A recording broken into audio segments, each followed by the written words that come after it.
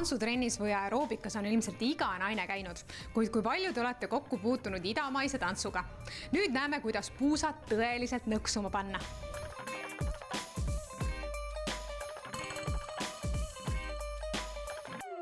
Mystika tantsustuudio on tegutsenud nüüd juba tervenisti 10 aastat.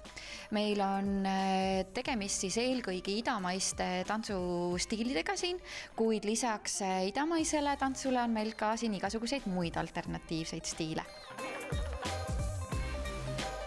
Mina isiklikult tantsin siis kõhutantsu ja 3 erinevat stiili, klassikalist kõhutantsu, American tribal style kõhutantsu ning tribal fusionit. Kuid lisaks nendele idamaistele stiilidele on meil siin võimalik tegeleda ka burleskiga. Uute stiilidest on näiteks twerk ning miks mitte ka teha ägedat heavy aeroobikat.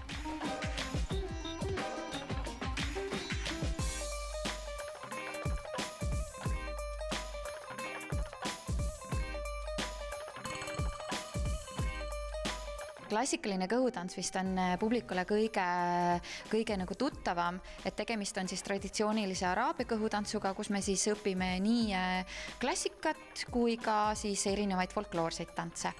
Nüüd American tribal style on selline rohkem ürgne ja ürgnaiselik ja seal on hästi palju improvisatsiooni ja grupis tantsimist ja kostüümid ja muusika on hoopis teistsugune, hästi arhailine.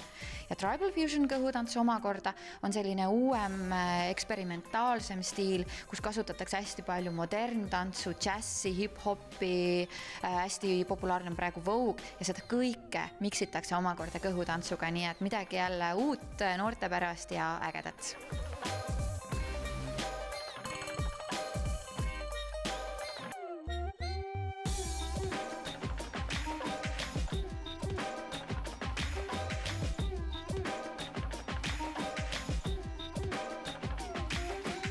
Kui nüüd rääkida trenni riietusest, siis tõesti võib-olla mõned inimesed ei taha enda kõhtu keha paljastada, siis missugused peaksid need trenni riided olema?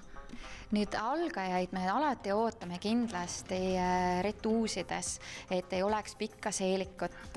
Minul hetkel on seljas kinnine bluus, kuigi kõht paistab läbi, nii et minu õpilased näevad, mida ma oma kõhuga teen.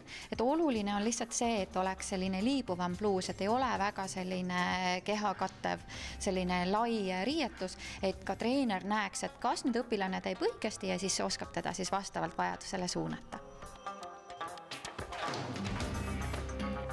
Birgit, kuidas sina kõhutantsuni jõudsid? Läbi mootorrataste. Ma tutvusin Beritiga mootorrattaüritusel ning tahtsin ka tantsima hakata pärast seda. Ma olen tantsinud 3 aastat ja see on tõsiselt hea meelelahutus ning hobi.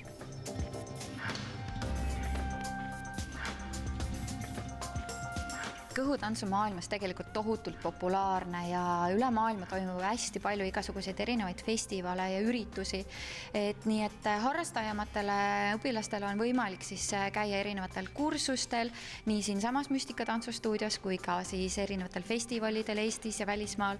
Ja lisaks sellele siis on võimalik esineda näiteks hafladel, vabalavadel, astuda üles festivalil ja kes soovib sellega hakata rohkem professionaalina tegelema, siis loomulikult see nõuab hästi palju tööd, hästi palju vaeva, aga tegelikult on igaühel võimalus saada professionaalseks tantsijaks, kui nad seda tõeliselt soovivad ja selle nimel tööd teevad, nii et on võimalik jõuda väga kaugele kõhutantsuga.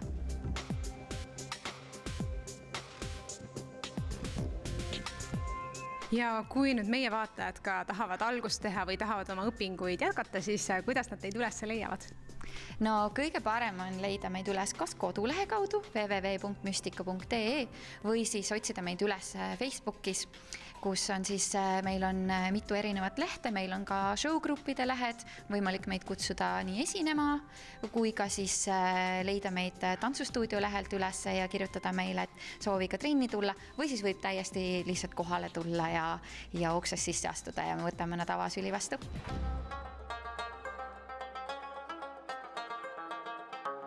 Miks mitte vastu talve kasutada oma keha ja meelt hoopis eksootilise tantsuga?